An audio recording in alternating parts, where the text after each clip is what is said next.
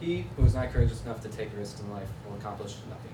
A quote from the great boxer Muhammad Ali. Muhammad Ali had the qualities of a leader, someone who was always honest and someone who did not care for the opinions of others on him. My cross-country and track coach, Gene LeBron, is my topic today, and his favorite athlete ever was Muhammad Ali. I believe that's because they share these traits of being a leader, being someone who's honest, and being someone who does not care what others think of them. His leadership is teaching me how to lead.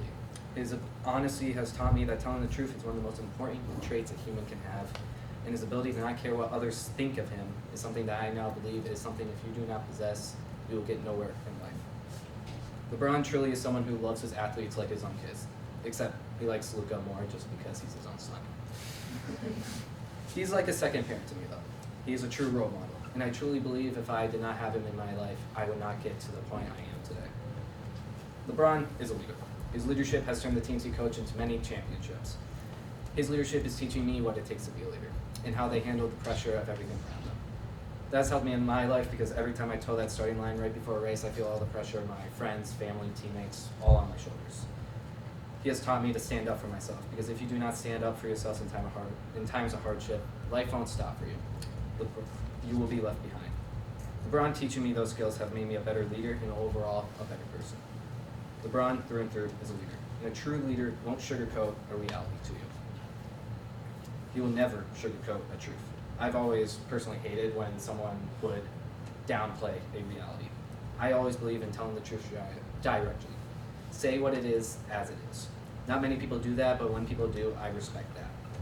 Because they are not scared of your reaction.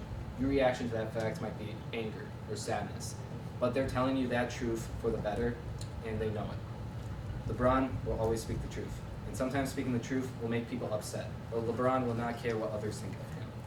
That, I believe, is one of the most important traits a human can have. You should do what is right for you.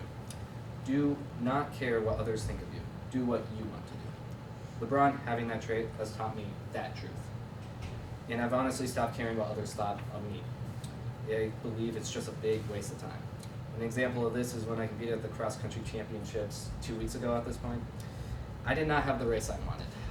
And that was due to circumstances of my sickness hitting its peak on that day. And I knew that people were starting to doubt my ability to compete at a high level. And they did. I was projected 20th and got 40th. A lot of people asked me what happened.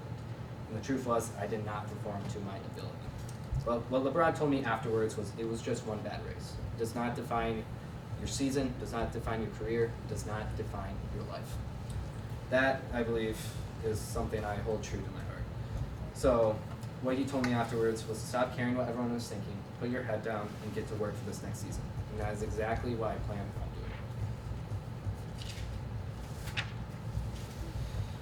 doing. LeBron has always been a true role model for me. He's like a second parent to me. And that's because he has the traits of being a leader, someone who always spoke the truth, and someone who did not care what others think of him.